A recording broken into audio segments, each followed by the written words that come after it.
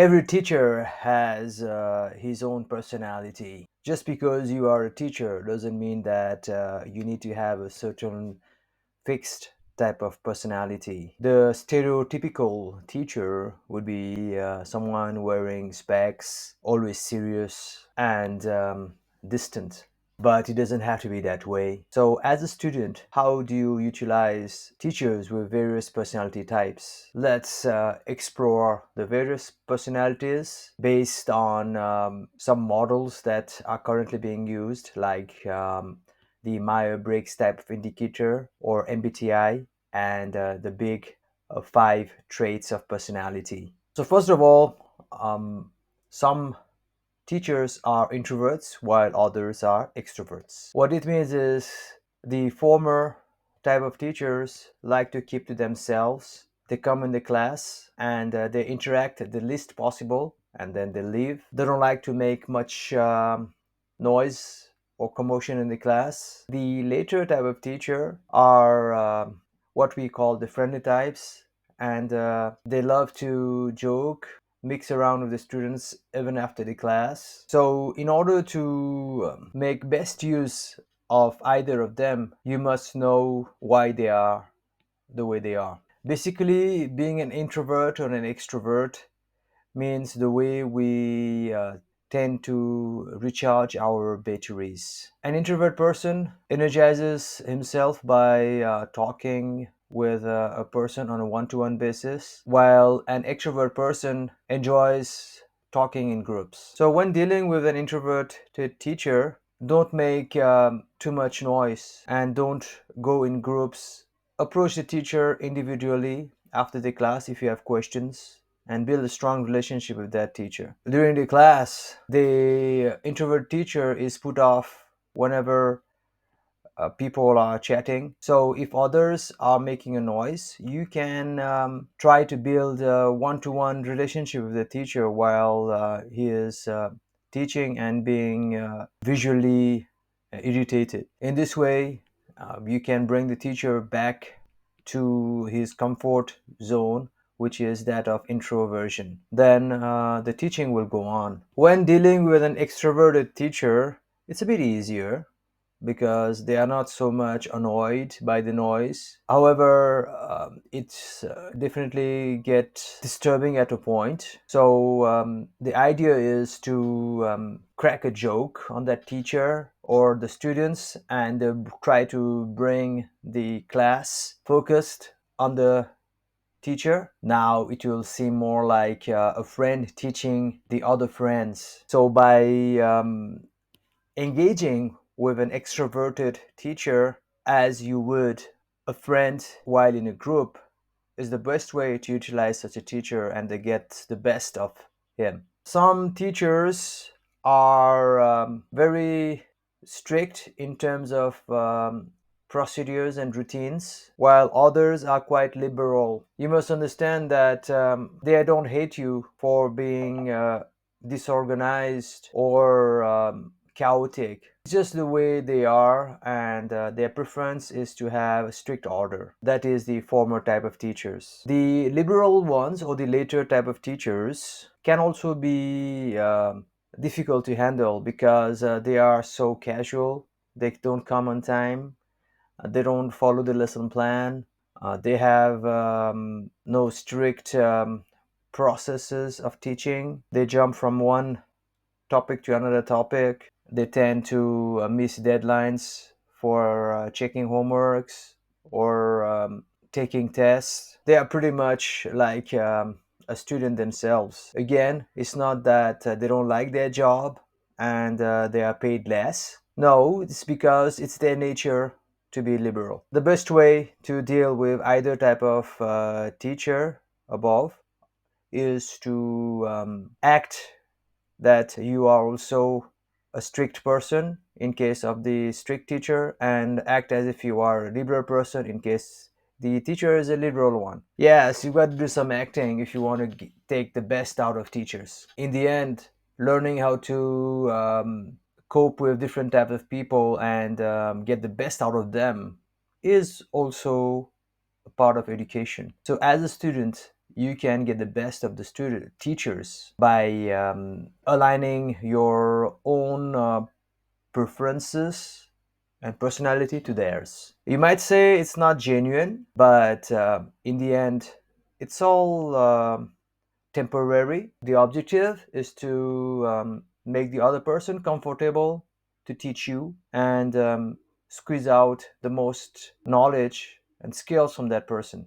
Some teachers are of the feeling type while others are the thinking type. What this means is that the former teacher makes a decision based on how he feels, and the later based on what he thinks. The former is emotional while the later is calculative. So, when dealing with emotional people, try not to get on their toes and be aware when you are crossing the limit in terms of not obeying their orders or asking too many questions or making noise. If you are able to know at what point they are going to break, then you can stop on time, and in this way, that teacher will keep on giving his best. When you are dealing with calculative teachers, they don't really care how you make them feel, as long as it helps them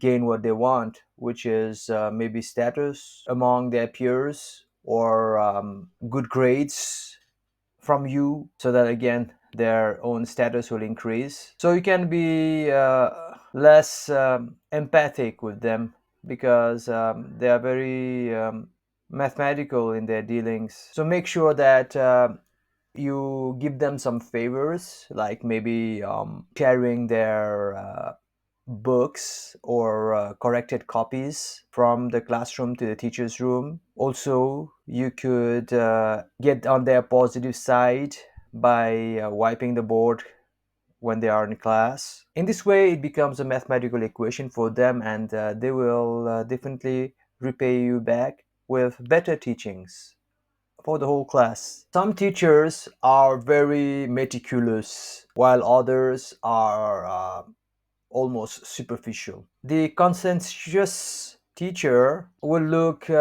into your assignments word by word. Usually they will try to find out a simple comma mistake, and in terms of numericals, they will not be happy if you get the answer correct, but the process was not fully followed and you missed several steps. That is good, and you should just appreciate that. That will help you in turn develop this detail oriented personality of theirs. On the other hand, a superficial teacher will tend to look at the diagrams and will just cursor through your assignments and tests, looking at the keywords. They will look at the way the paragraphs are written, the clarity, the handwriting, and the overall feel of your writing as well as your numericals.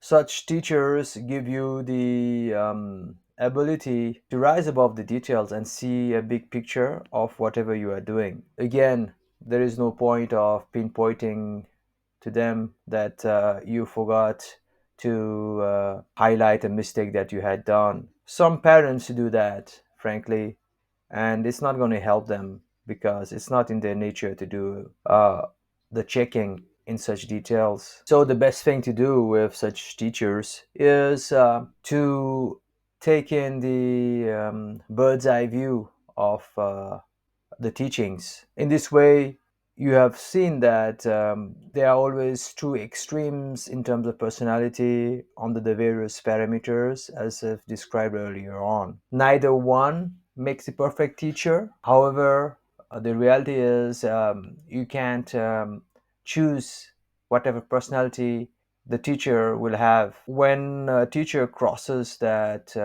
door of your classroom, he could be having any of those personality traits. So I've just taught you how to interpret them and how to utilize whatever is provided to you. The danger is always that we tend to look for teachers who are like us, but it's almost impossible. There's always a conflict between the teacher and the students because of this very reason. They expect the teacher to be like them, and the teacher expects the students to be like them. The truth is, personalities are very difficult to change. They do, but it takes decades. Why would you venture into that path? Your job is to learn and to get taught.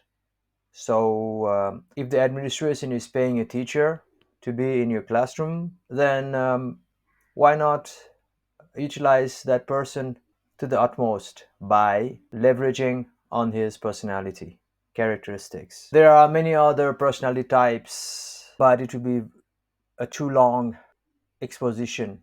What is common between the way we utilize each personality type is that we have to align our own personality at least during the period we are in class with them. Some might be neurotic, for example. The idea is not to bring them on the ground and humiliate them. Leave that task to somebody else or even the universe. Just play along and boost their egos so much that they will teach you everything that they have and can. On the other hand, there might be egoless, boneless teachers. In that case, they are expecting some encouragement. Just give it to them. Just make them feel good. You'll get the best from them. If you are a teacher and you have read this far, you might be wondering why no students has behaved and performed that way in your class. Well, many students do not know that, but I'm teaching you this, and in my whole educational life, I managed to get the best of my teachers doing similar things like the above. Of course, at that time, I did not know what was introvert or extrovert or neurotic or a feeling type or thinking type. But I knew that I had to dance along with them, and I always got the best from my teachers, both in the class and outside the class. I just knew how to play them like an instrument, like a guitar or a piano. This is leadership. I guess I knew quite a lot from a very young age. However, as a teacher, if you can teach the students that they can change their behavior so as to get the best from you in certain ways, and that is a temporary thing, then it will be a win-win for both parties. Don't you agree? Finally, if you are a student, remember you have lots of control on the teachers by following the strategies that I have just listed. You will get a better education, and you are training yourself to be a leader in the future. You are able to lead teachers. Imagine what you will be able to do when you are a big man or a big woman. You'll be able to lead the world. The idea is always to get the best out of people by aligning your personality to theirs for the period that you are working with them. After that, get back to your original personality. How hard can that be?